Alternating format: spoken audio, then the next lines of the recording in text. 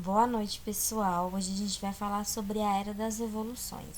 A gente vai começar pela Revolução Inglesa, depois vai seguir pela Revolução Industrial e, por último, a gente vai finalizar com a Revolução Francesa.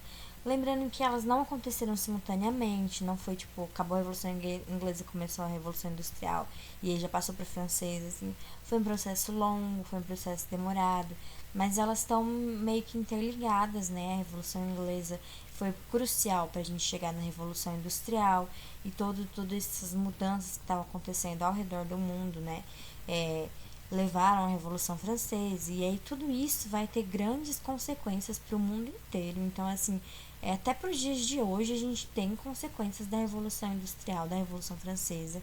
Então é muito importante a gente entender bem isso, porque a gente está começando uma nova ordem, uma mudança muito forte mesmo nas concepções de economia, de política, de tudo mesmo, de mundo.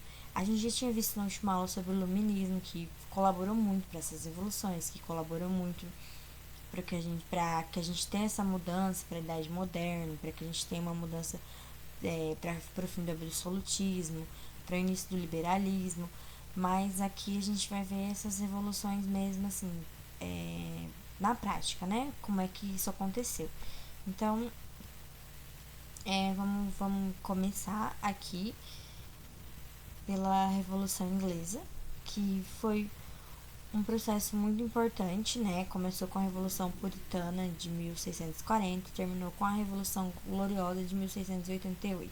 A gente vê em muitos livros chamando de revoluções inglesas, porque não foi uma só, aconteceu assim vários períodos, várias revoluções, mas no fim é uma só, entende? Porque a, a Revolução Puritana, ela começou ali e aí ela levou, né, desencadeou a Revolução Gloriosa. Então elas foram transformadas em uma revolução só, que é a Grande Revolução Inglesa. Então, sobre a Revolução Inglesa, que foi ocorrida no século XVII, né, foi um dos principais acontecimentos da cidade moderna que a gente está iniciando aí. Foi considerada a primeira das grandes revoluções burguesas, porque aqui a gente já começa a ter uma nova categoria organizada, né, que são os burgueses, né. Então, essas são as revoluções encabeçadas por lideranças da burguesia europeia, que havia se tornado expressivamente forte do ponto de vista econômico ao longo dos séculos XVI e XVII e que precisava alcançar legitimidade política.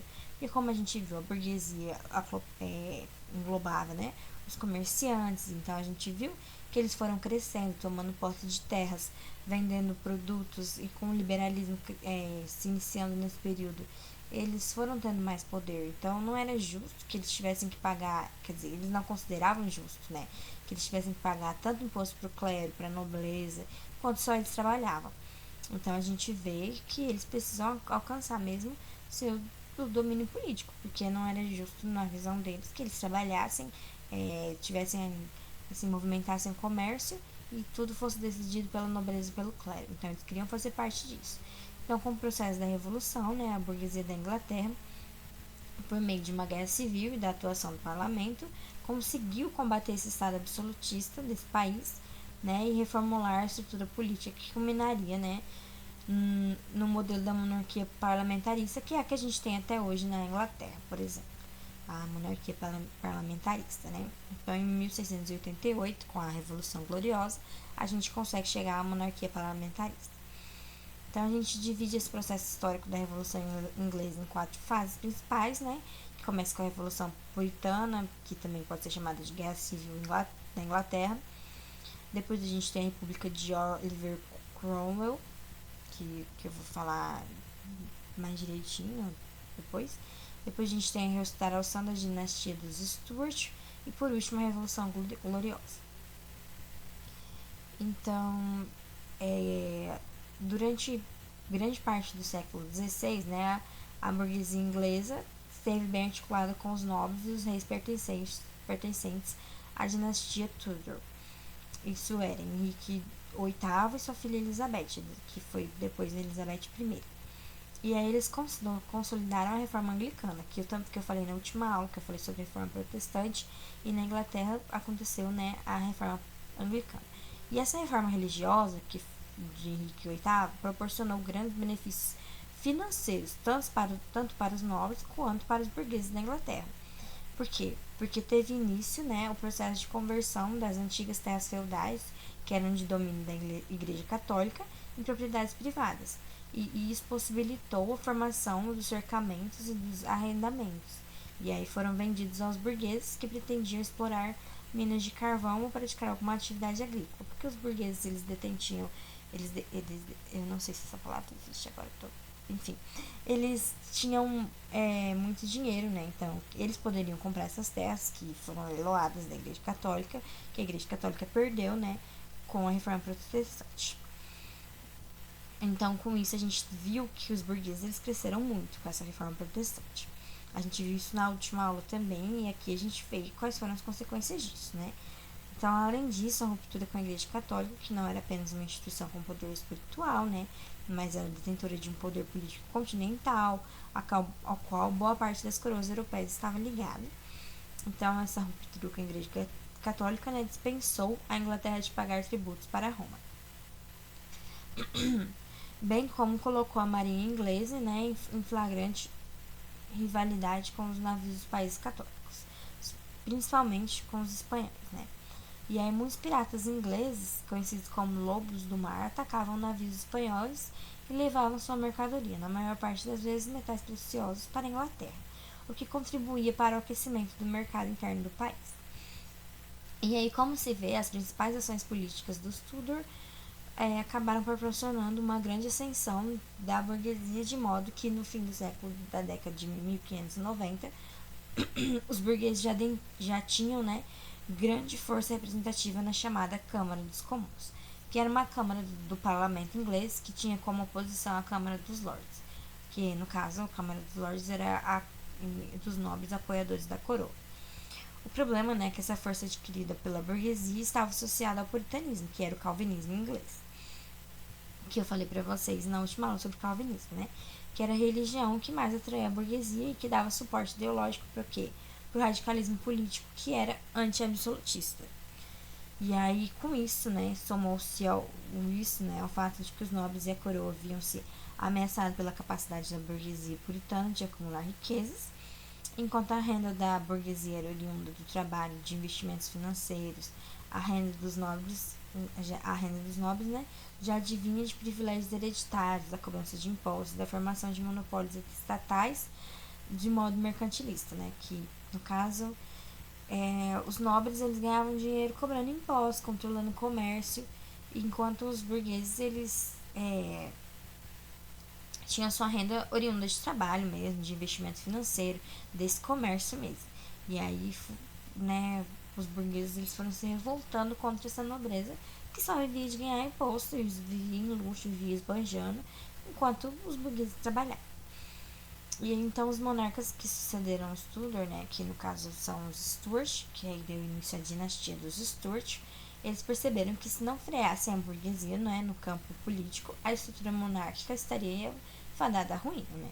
E aí então o primeiro monarca da dinastia de Stuart foi Jaime I, que governou de 1603 a 1625, que para tentar adequar a coroa à nova realidade financeira da Inglaterra e controlar a ascensão da burguesia, ele passou a tomar duas medidas principais, que seria o aumento de impostos e estabelecimento de empréstimos forçados e a formação de monopólios estatais como forma de participação nos rendimentos do negócio burguês. E, além disso, né, Jaime ele deflagrou uma perseguição religiosa aos puritanos, que eram a maioria dos burgueses. Aí, confrontado, né, pela Câmara dos Comuns, ele dissolveu o parlamento, que ficou inativo de 1614 a 1622. E aí, com a ascensão de Carlos I, que era filho desse Jaime I, ao trono, né, em 1625, houve uma nova tentativa de acordo entre a coroa e o parlamento para que houvesse um aumento de impostos. Mas não deu certo, né, porque a Câmara dos Lordes ficou a favor do rei, mas a Câmara dos Comuns novamente confrontou, né, a Câmara dos Comuns, lembrando que era apoiada pela burguesia. Então o rei ele decidiu dissolver novamente o parlamento, que ficou inativo até 1640. E aí, em 1640, Carlos I entrou em um novo conflito contra a Escócia e precisou novamente do tributo dos burgueses para bancar a guerra. E aí, assim, desse jeito, ele convocou o parlamento. E aí, novamente, a Câmara dos Comuns se recusou a ajudar, né, Carlos I, porque aqui a nobreza e a burguesia estavam brigando, então a burguesia não ia ajudar. E aí, ao contrário do que aconteceu antes, os burgueses puritanos preparavam-se para enfrentamento total contra o rei e contra a nobreza. E aí, um líder radical puritano chamado Oliver Cromwell, ele organizou um exército de burgueses que ficou conhecido como Exército dos Cabeças Redondas, porque eles se recusavam a usar as perucas dos nobres, que a gente vê em filme, né, que nessa época, pro parlamento, os nobres, eles usavam aquela peruca, né, branca, assim, que era meio quadrada, e aí os cabeças redondas eram os que se recusavam a usar essas perucas.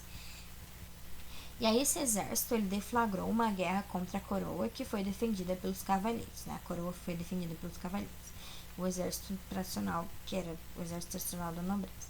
E assim, a gente deu início à Revolução Puritana, ou a Guerra Civil Inglesa, ou Guerra Civil Inglesa, que também pode ser chamada assim. Aqui eu esqueci de passar o slide, tá? Mas aqui a gente tá falando, ó, sobre o líder radical puritano, que era chamado de Oliver Cromwell, que organizou um exército burguês conhecido como Exército das Cabeças Redondas. E esse exército deflagrou, né, uma guerra contra a coroa, que foi defendida pelos cavaleiros. E aí a gente teve o início da Revolução Puritana, ou Guerra Civil Inglesa. E aí, sobre a Revolução Puritana, Guerra Civil, que também pode ser chamada de Guerra Civil, que aconteceu de 1640 a 1649, foi entre a burguesia puritana e a coroa, e ficou mais intensa quando, em 1642, Oliver Cromwell convocou a base da pequena burguesia de camponeses para formar um novo exército modelo. E aí, nessa base, destacaram-se os Gingers e os Levers, que se caracterizaram por sua radicalidade política em assuntos como reforma agrária e igualdade de direitos entre todos os cidadãos. E aí, com o novo exército modelo, Cromwell conseguiu esmagar as forças da coroa e, em 1649, a ala radical burguesa exigiu a decapitação de Carlos I, que ocorreu, né, no dia de 31 de janeiro. E aí, basicamente, só um minutinho. Bom, então é importante a gente saber, assim, que na Revolução Puritana, a gente vai ter, né, a decapitação de Carlos I, porque ele ia contra o que a burguesia queria, e a burguesia ali estava como muito mais forte que os nobres. Então, não deu muito certo, né? E aí, depois disso, assim, com a Revolução Gloriosa, a gente teve a República, né, entre aspas, de Oliver Cromwell, em maio de 1649, né, foi proclamada a República, e Cromwell recebeu do parlamento o título de Lord Protetor da República. E aí muitas transformações políticas operadas por Cromwell beneficiaram a burguesia, que foi por ele liderada na Guerra Civil. Né? Ele, no caso, sucedeu Carlos I, que foi decapitado. E aí teve essa pequena amostra, né, de república, né? E uma dessas transformações dessa guerra civil foi possibilitada pelos chamados atos de navegação que ele decretou, que foi aprovado em 1650, né? E restringiam o transporte de produtos ingleses apenas aos navios da própria Inglaterra. E, no entanto, o exemplo dos monarcas autoritários que havia combatido, né, enfim, a hipocrisia de Cromwell, ele acabou por se voltar contra o parlamento. E aí, em 1653, ele dissolveu o parlamento com auxílio do exército burguês e instituiu uma ditadura aberta, que teve como característica principal a execução das lideranças que o ajudaram a formar esse mesmo exército. E aí, como diz o historiador Christopher Hill em sua obra A Revolução Puritana de 1640, vou ler um trechinho para vocês, a história da Revolução Inglesa de 1649 a 1660 pode ser contada em poucas palavras. O fuzilamento por Cromwell dos Levers em Burford tornou absolutamente inevitável a restauração da monarquia e dos senhores, pois a ruptura entre a grande burguesia e a pequena nobreza, por um lado, e as forças populares por outro, significava que o seu governo só poderia ser mantido por um exército, o que a longo prazo provou ser extraordinariamente despiedoso e de difícil controle, ou por um compromisso com os representantes da velha ordem que restava. Então isso quer dizer que um tempo mais tarde, né, em 1652, Cromwell ele propôs um novo acordo com os parlamentares e reabilitou o parlamento inglês. Mas antes que esse acordo pudesse vigorar, ele faleceu, né? Cromwell faleceu. E em seu lugar assumiu seu filho Richard Cromwell, que não tinha o mesmo prestígio que o pai, sobretudo à frente das classes radicais da burguesia.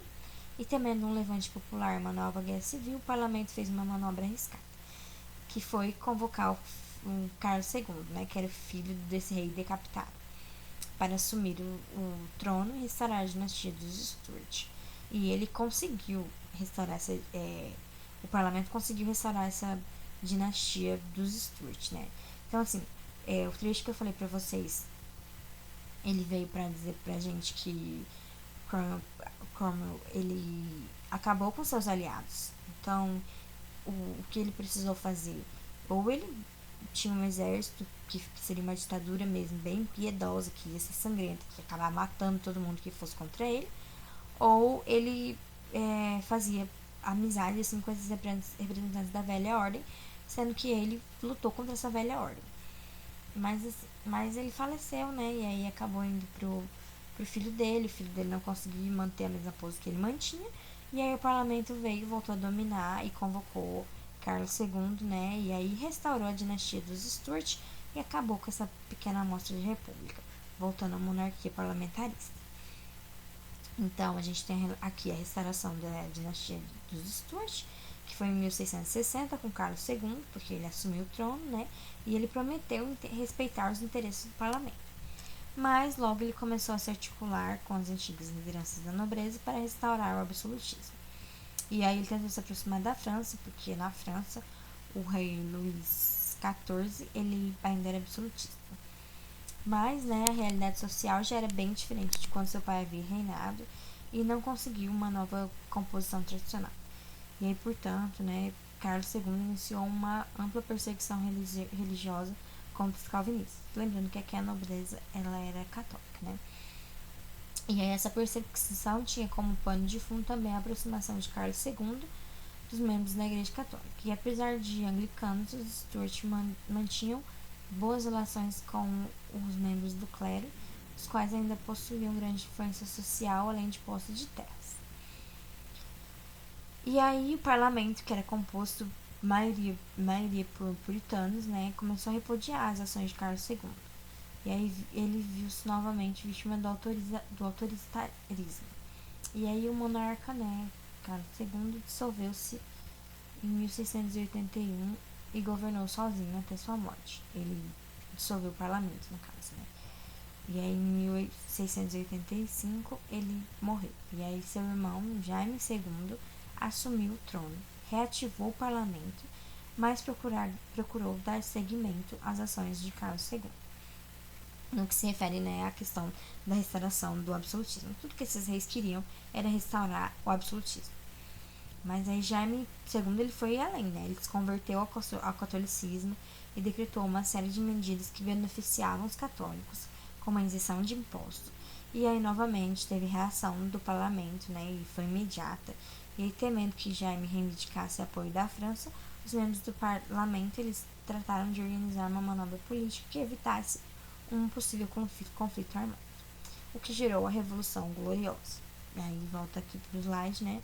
A Revolução Gloriosa e a fundação da monarquia parlamentarista. A manobra, né, ela consistiu na convocação da filha de Jaime II, Maria II, que na época ela era casada com Guilherme de Orange, governador dos Países Baixos. E aí, para assumir o trono, né, com o marido, o trono da Inglaterra com o marido, Guilherme de Orange inicialmente não viu com bons olhos, né, o plano, imaginando que sua esposa, como herdeira legítima, teria mais poderes que ele. E, machista como era, não gostou muito da ideia dela ter mais poder que ele. Mas mesmo assim, né, ele, ainda em 1688, Guilherme invadiu a Inglaterra com seu exército para depor, né, Jaime II e apoiar o parlamento. E aí a cavalaria da nobreza, que também estava descontente com o rei, em vez de defendê-lo, aliou-se a Guilherme, né? E aí Jaime II, já sem defesa alguma,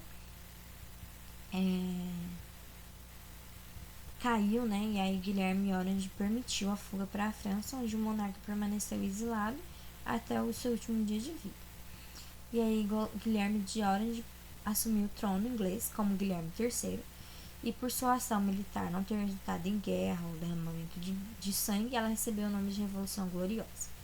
E aí o parlamento, contudo, né, estabeleceu diretrizes novas para que Guilherme e Maria pudessem governar. Então, antes de coroar, o parlamento estabeleceu as novas diretrizes.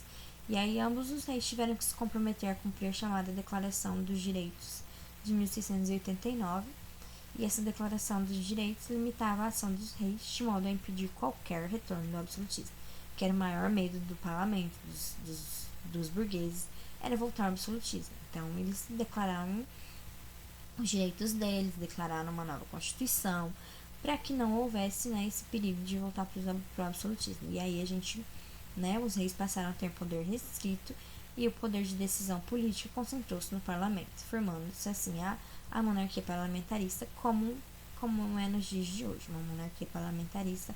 O parlamento é quem decide, os monarcas estão ali basicamente de enfeite. Então, além disso, né, havia o comprometimento com as liberdades individuais, principalmente com a liberdade de crenças religiosas, e é basicamente isso, né? Acabou aí o absolutismo na Inglaterra, e se comprometeu muito a liberdade de crenças religiosas, porque o que o parlamento queria era que a religião puritana pudesse existir, né, e ser sem que fosse ofuscada pela Igreja Católica, sem que fosse perseguida, né? Então aqui é importante a gente pensar na Revolução Inglesa. Quando a gente pensar em Revolução Inglesa, a gente tem sempre que pensar que foi aqui que acabou o absolutismo na Inglaterra. Hoje vai ser uma aula bem extensa, porque é muito conteúdo, a gente precisa correr, porque senão a gente vai ficar sem tempo para falar sobre o que a gente precisa falar antes do Enem, né, no caso. Então aqui agora teve a Revolução Inglesa, aqui a gente vai passar para a Revolução Industrial, que já foi enfim. Tá, me perdi aqui. Mas enfim, a Revolução Industrial, né? No marco implantado pela historiografia como passagem da Idade Moderna para a Idade Contemporânea, né? Portugal e Espanha já não eram mais protagonistas. Eles foram pioneiros na conquista e colonização da América, como a gente tinha visto. Eles eram bem fortes naquela época da colonização, né? Na época de 1500, século XVI ali. Mas eles construíram impérios territoriais ao redor de todo mundo, né? Só que eles ficaram muito dependentes das colônias. Sua riqueza, obtida da exploração colonial, aos poucos foi transferida para outros países com pagamento, né, do grande volume de importações que era necessária para atender suas necessidades, porque eles tinham poucas manufaturas. E aí, dessa forma, né, tendo mais importação do que exportação, eles acabaram ficando com uma balança comercial desfavorável, né? O capital acumulado em moeda ou metais preciosos se esvaiu em pouco tempo, porque Portugal e Espanha eles não movimentaram comércio. Eles tinham ali uma colônia que era só de exploração, que dava sua mão de obra, mas não movimentou comércio. E aí, com isso, eles foram perdendo seu poder econômico. Que eles eram muito fortes, eles tinham tudo para ir muito além, porque eles conquistaram muitos territórios. Mas eles acabaram se perdendo, assim, com falta de planejamento, né? E aí perdeu seu poder econômico. E eles também perderam a supremacia, né? A força do seu exército. E aí, a partir do momento que eles começaram a defender suas colônias, o exército foi se enfraquecendo por ter passado por diversos conflitos, né? E aí, né, eles deixaram de ocupar o centro das decisões e de influência. E aí, o processo de desenvolvimento capitalista, intensificado pela dinamização comercial dos séculos XVI e XVII, estava ligado de modo intenso à circulação de mercadorias. E aí, a partir da segunda metade do século XVIII, a produção em larga escala via mecanização industrial, iniciada na Inglaterra, passou a ser o principal motor desse processo. E essa mecanização industrial veio aqui com a Revolução Industrial no século XVIII. as revoluções inglesas, né, foram ali pro século XVII, e aqui a Revolução Industrial já foi pro século XVIII. Enfim. E aí a perspectiva de lucros motivou o desenvolvimento técnico da produção e com o aumento dos lucros, por sua vez, né, ampliou-se o capital investido nas novas tecnologias e gerou um ciclo ascendente, o que implicou grandes mudanças tanto de ordem econômica quanto social, que possibilitaram o desaparecimento de relações e práticas feudais que ainda existiam nessa época. Como a gente viu o processo, a gente saiu do feudalismo, né, e aí a gente entra em outros processos, mas é claro que ainda tem um resquício de feudalismo, e aqui a gente vai acabar com esse resquício de feudalismo. E aí acabou, né? E aí predomínio de valores da economia e sociedade capitalista. E aí o início do processo industrial na Inglaterra, né, ele deu-se parte pelo seu acúmulo de capital durante os séculos 17 e 18, porque nesses séculos a Inglaterra, graças ao seu poder naval e comercial, conseguiu formar uma extensa rede comercial mundial. E também pelo impulso inicial, né, que decorreu da vitória inglesa contra a invencível armada espanhola, em 1588. E aí isso já é uma grande conquista, porque a Espanha e Portugal eram muito fortes, então você vencer o exército da Espanha é bem visto, né? E aí quando a marinha espanhola reagiu às investidas inglesas em suas colônias, né, a Inglaterra ganhou, e aí foi enfraquecendo mais a Espanha. E aí importante papel exerceram também os atos de navegação, que foi aquelas leis decretadas na Inglaterra em 1651 por Oliver Cromwell, que eu falei para vocês na Revolução Inglesa, né, que é os produtos ingleses só poderiam ser comercializados por navios ingleses, né, então isso também foi muito importante. Eles protegiam os comerciantes ingleses, né, e atingiram especialmente os Países Baixos, que era o seu maior rival no comércio e nos mares. Então, tá vendo, né? As revoluções inglesas, elas tiveram impacto aqui para a Revolução Industrial. E além disso, né, o Tratado de Methuen de 1703, assinado com Portugal, que abriu os mercados portugueses e de suas colônias aos manufaturados ingleses. Ou seja, as colônias, né, poderiam comprar da Inglaterra. E também, né, além disso, a existência de grandes jazidas de carvão mineral e minério de ferro no solo britânico foram cruciais para que houvesse a revolução industrial ali na Inglaterra e não em outro país. E também, né, são vários fatores, né, uma grande população desempregada, né, portanto uma mão de obra barata, que era composta, né, pela população que foi expulsa do campo pelos processos de cercamento que eu tinha dito para vocês, que foi esse processo em que delimita a terra e vende para os burgueses. E aí nisso várias pessoas perderam seu trabalho, e aí, como muita gente estava desempregada, aceita trabalhar por qualquer preço, e isso diminui, né, o preço da mão de obra. E aí Londres, né, por exemplo, de 1700 a 1800, era a cidade mais populosa da Europa. E aí, com a escassez de emprego, né, essa volumosa mão de obra viveu a baixíssimo preço e atendia aos anseios industriais, já que o custo da força de trabalho era muito pequeno e eles podiam aplicar grandes somas de capital em novas instalações. E aí, com isso, eles foram aumentando mesmo a indústria, né? E aí, esse cenário que proporcionou a industrialização da Inglaterra era favorável também no âmbito internacional. Então, seu principal concorrente na Europa, né, a França, ela tinha sido superada porque a Inglaterra ganhou a Guerra dos 7 Anos, e aí passo a passo a política internacional inglesa foi consolidando sua supremacia mundial. A Inglaterra foi ganhando espaço no mundo inteiro, e aí contando com uma frota mercante cada vez maior à frente de toda a Europa. E até o início do século XX, a Inglaterra se destacou como a maior potência econômica. E aí no início do século XX, depois a gente vai ver mais pra frente, que a Inglaterra perde esse posto, né? E aí, politicamente, a Inglaterra já tinha matado o absolutismo, né, com a Revolução Gloriosa, e ficou estabelecida a supremacia do parlamento, que inaugurou o Estado Liberal inglês, que também foi crucial para esse enriquecimento, para essa revolução industrial ter sido consolidada bem ali. A revolução industrial trouxe também, né, grandes avanços tecnológicos, né, porque após as revoluções agrícolas e pastoril no período neolítico, a humanidade teve relativamente poucos avanços tecnológicos, né, de grande impacto mundial. Então, um deles foi a Revolução Industrial, que foi um salto produtivo que mudou a face do mundo e colocou definitivamente a Europa no centro, né, com o eurocentrismo, né. E aí a industrialização da segunda metade do século XVIII, né, iniciou-se com a mecanização do setor têxtil, que era a base da economia ali. E aí a produção tinha amplos mercados nas colônias inglesas ou não.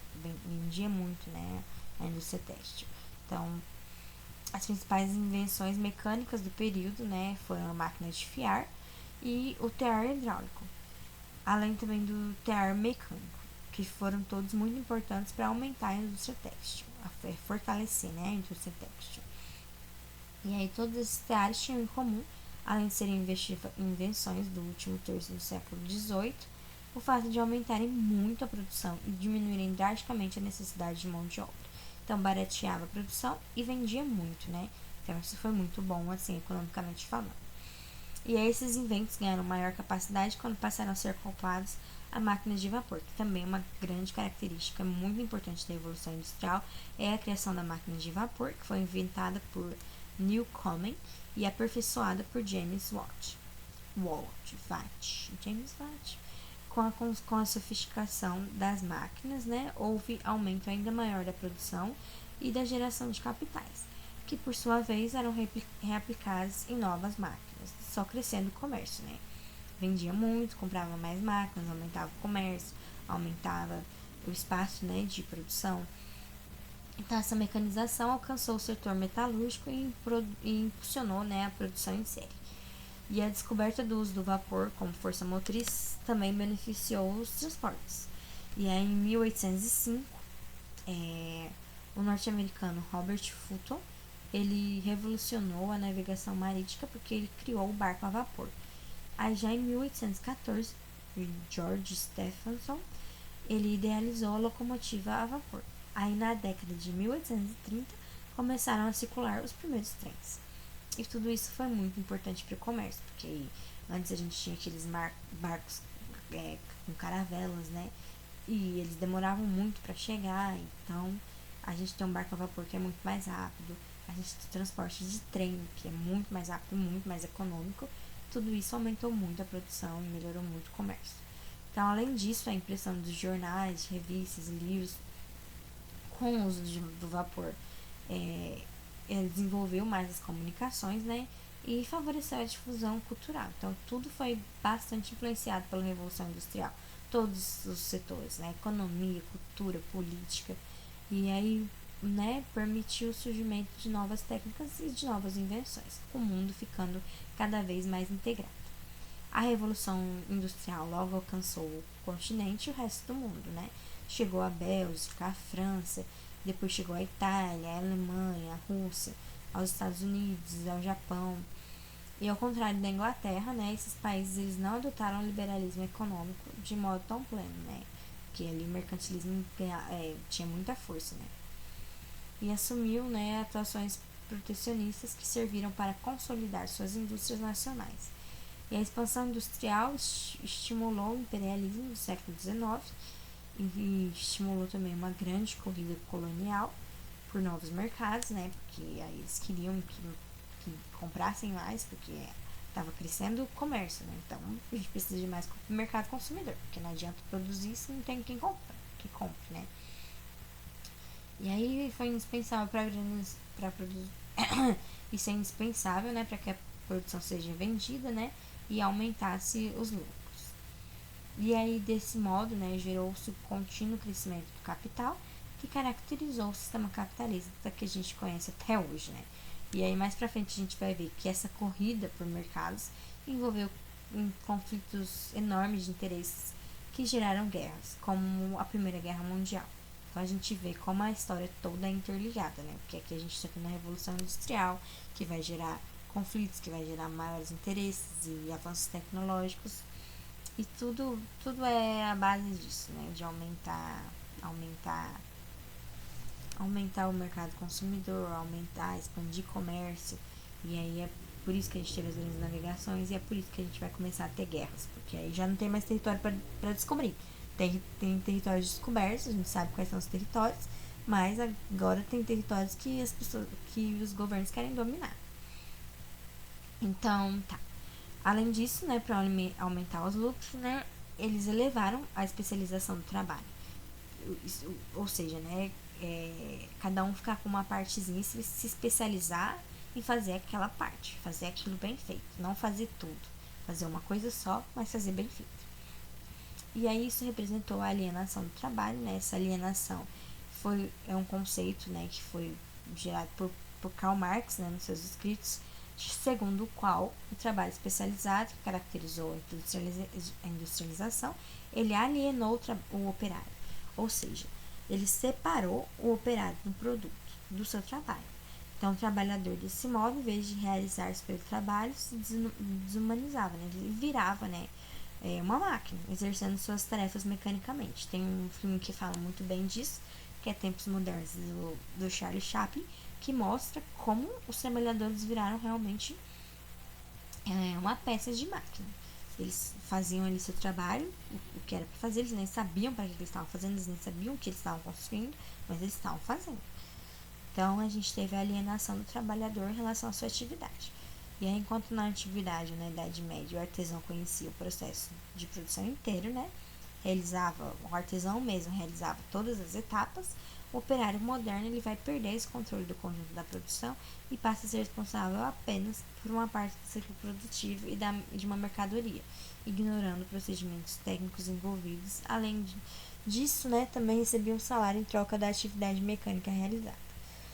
Então, o operário ele alienava seu trabalho aos capitalistas, transformando em mercadoria sujeita ao mercado, né? Então, ele dava seu trabalho e recebia dinheiro em troca disso. Então, se tornou uma mercadoria mesmo. Então, sobre a Revolução Industrial tem muita coisa, mas também tem bastante coisa que vocês vão ver em geografia, né? A Revolução Industrial, ela trouxe grandes mudanças para o mundo inteiro. Trouxe a primeira Revolução Industrial aqui, ela é marcada pela máquina a vapor, né? Pelo vapor.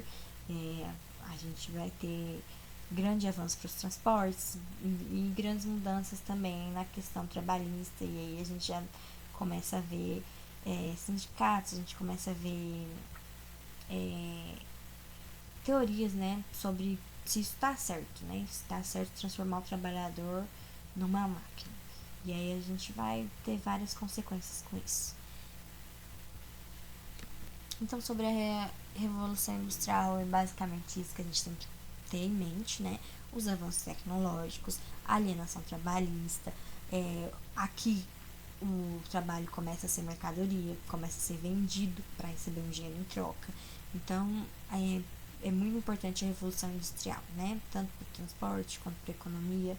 E aqui também a gente tem, assim, o fortalecimento do capitalismo, da necessidade de expansão, de conquista de território, de conquista de mercado consumidor. E para finalizar, né, sobre a Revolução Francesa, a Revolução Francesa ela pode ser considerada para o mundo político aquilo que a Revolução Industrial foi para a economia. Por quê? Porque a gente não pode entender política, a partir da Revolução Francesa não se entende mais política sem referências à Revolução Francesa. Assim como a gente não pode falar sobre trabalho, sobre indústria, sem falar sobre a Revolução Industrial, que foi um marco inicial para a indústria, né? Para as mudanças industriais. Então, assim, por exemplo, a noção de direita e esquerda que a gente tem hoje em dia, ela não existia antes da Revolução Francesa. Então, ela foi muito importante, né? A Revolução Industrial, cujo momento mais decisivo aconteceu um pouco antes e durante a Revolução Francesa, difundiu-se depois pela Europa e lentamente por outras partes do mundo. A Revolução Francesa, do mesmo modo, disseminou suas ideias pela Europa e pelo mundo, sendo o primeiro movimento ocorrido entre cristãos, que, segundo o historiador Eric Hobsbawm teve influência real sobre os povos islâmicos que incorporaram noções como pátria e liberdade. E aí, com a Revolução Francesa, né, os entraves sociais, políticos e econômicos ao capitalismo foram decisivamente enfraquecidos, e embora no século XVIII os interesses burgueses orientassem as finanças e o comércio, ainda existiam obstáculos na estrutura de propriedade e direitos feudais apoiados na ordem do antigo regime. E então, esse termo francês era até então referindo-se ao período que antecede a Revolução. O antigo regime, no caso, era o período que antecede a Revolução, que era caracterizado por um Estado centralizado sustentado na sociedade de privilégios, né? E aí, além disso, verificou-se na França um crescimento demográfico expressivo que exigia um desenvolvimento econômico correspondente. E, em vez disso, né, a baixa produção agrícola decorrente dos empecilhos feudais à produtividade, né, foi agravada por secas e inundações e causou acentuada elevação no preço do trigo, e até mesmo o pão se tornou um item quase proibitivo para a população de baixa renda, né? O que espalhou miséria e fome no território francês. E aí, assumindo as insatisfações do período, os comerciantes industriais e os artesãos, eles tornaram-se a vanguarda dos diversos grupos sociais que surgiram. E aí, na França do século XVIII, o poder ainda se alicerçava no direito divino dos reis, né? Então, Luís XVI, ele governava sem nenhum empecilho à sua autoridade. Então, aqui a gente ainda tinha um absolutismo. Não é como na Inglaterra, que já tinha acabado com o absolutismo. Então, a Assembleia dos Estados Gerais, que era um conselho com representantes das várias camadas sociais, não era convocada desde 1614. E aqui a gente já está em 1780, né? Então, já é muito tempo de absolutismo total. Então, essa situação passou a ser questionada pela sociedade, que, em meio à crise financeira do reino, provocou desordem administrativa pelos gastos colossais com a manutenção luxuosa da corte de Versalhes e os enormes custos das diversas guerras dos monarcas. Porque a gente vê que a França participou de diversas guerras, a sua nobreza estava vivendo no luxo, esbanjando, enquanto a população passava fome. Então, tiveram, né, gastos elevados que comprometeram todo o Império Colonial francês. E aí, diante dessas dificuldades financeiras, né, o Estado impôs tributos e adotou medidas fiscais e comerciais buscando receita orçamentária, mas prejudicando os negócios. E a ascensão econômica da burguesia esbarrou nesses regulamentos, proibições e taxações ditados, né, pelo Estado absoluto. E aí, dessa forma, né, eliminar as práticas mercantilistas era muito importante para a burguesia, para que pudesse haver, né, o progresso econômico que era pregado, né, pelos teóricos liberais. E aí, embora o papel econômico da burguesia fosse essencial para o Estado, ela não tinha suficiente influência política e era marginalizada socialmente. E essa situação decorria da organização estamental da sociedade francesa, que era dividida em clero, nobreza e terceiro estado. A burguesia, ela fazia parte do terceiro estado, né, junto com as camadas populares, mesmo possuindo muita riqueza, estava ali no mesmo pacote, né, dos camponeses. E a sociedade era sustentada principalmente, né, pelos tributos pagos pelo terceiro estado, já que as duas outras camadas sociais tinham o privilégio da isenção dos tributos. Ou seja, a nobreza e o clero não pagavam imposto, a terceiro estado pagava imposto, e os burgueses não estavam felizes com isso. E eram os iluministas, né, filósofos da razão. Ao criticarem o absolutismo, eles deixavam claro que a inadequação da ordem social e política e a ordem econômica, o que acabou por transformar o iluminismo na bandeira ideológica da Revolução Francesa, né? Foi o iluminismo que guiou a Revolução Francesa.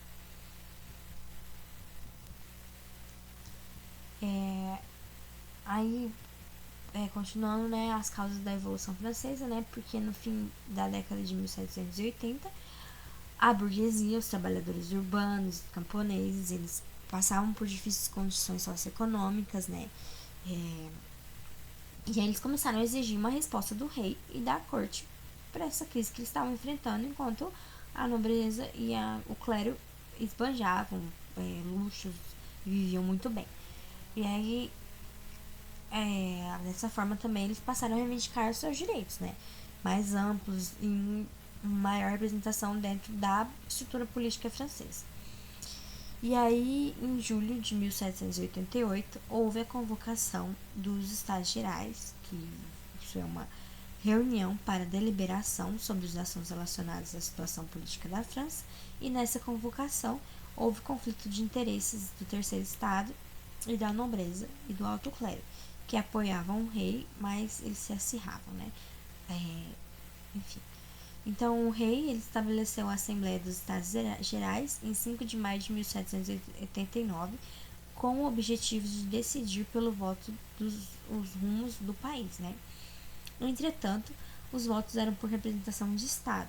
Sendo assim, sempre o resultado seria 2 votos contra 1, porque, né, primeiro e segundo Estado, clero e nobreza, se apoiavam, e aí nunca o terceiro Estado ia ter voz. E aí esse fato, né, despertou a indignação dos burgueses e dos trabalhadores, porque eles eram maioria, mas como eles, o voto deles só tinha um peso 1, enquanto o clero e nobreza peso 2. E aí a burguesia, que liderava, né, esse terceiro estado, propôs em 10 de junho uma Assembleia Nacional. Isso é, uma assembleia para se formular uma nova Constituição para a França. E aí essa proposta não obteve respostas por parte do rei, da nobreza e do alto clero. E aí, em 17 de junho, os burgueses, trabalhadores e os demais membros do terceiro estado se declararam em reunião para a formulação de uma nova Constituição, mesmo sem a resposta do primeiro e segundo Estado. Ao mesmo tempo, começava um levante popular em Paris e outro entre os camponeses. E aí a Revolução, ela se iniciou, né, em 14 de julho, quando o povo invadiu a Bastilha.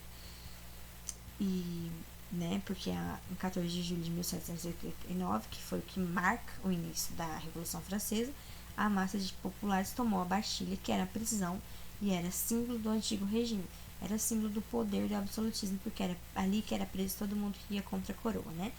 E aí, em 4 de agosto, a Assembleia Nacional instituiu uma série de decretos que, dentre outras coisas, cortava os privilégios da nobreza, como a isenção de impostos e o monopólio sobre terras cultiváveis. Então, a Assembleia instituiu. A gente teve aí a Assembleia, né, que a burguesia lutava por conquistas sociais e políticas nas ruas e na Assembleia, né, e é inspirada na Declaração de Independência dos Estados Unidos, que também teve ideais iluministas.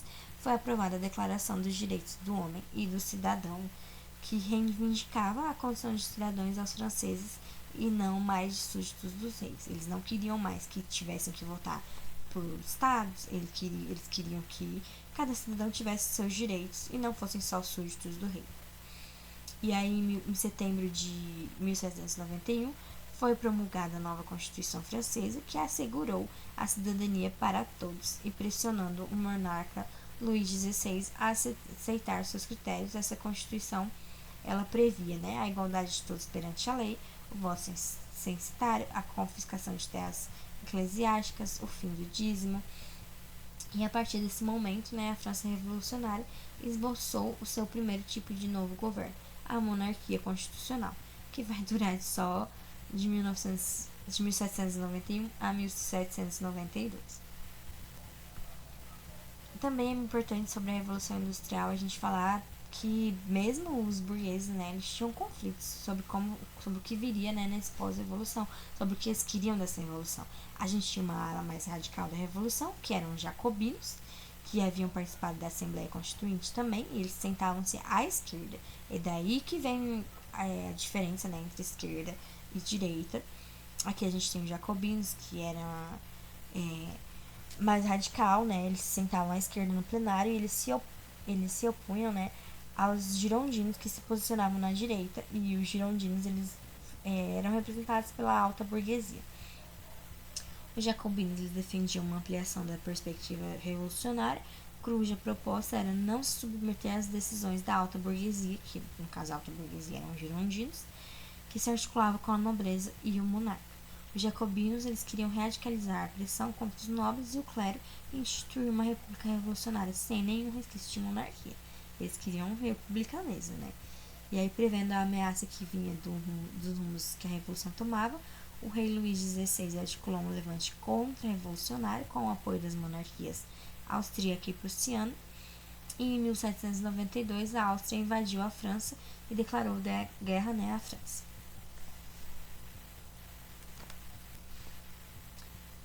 Ah, tá. Só para finalizar, porque tá muita coisa, já tá uma aula bem grande, né? Em janeiro de 1793, Luís VI e sua esposa Maria Antonieta foram guilhotinados na Praça da Revolução em Paris. E os países europeus como Áustria, Prússia, Países Baixos, Espanha, Inglaterra, que temendo, né, que acontecesse mesmo com eles formaram a primeira coligação contra a França. E aí a França acabou, né, sendo isolada assim dos outros países.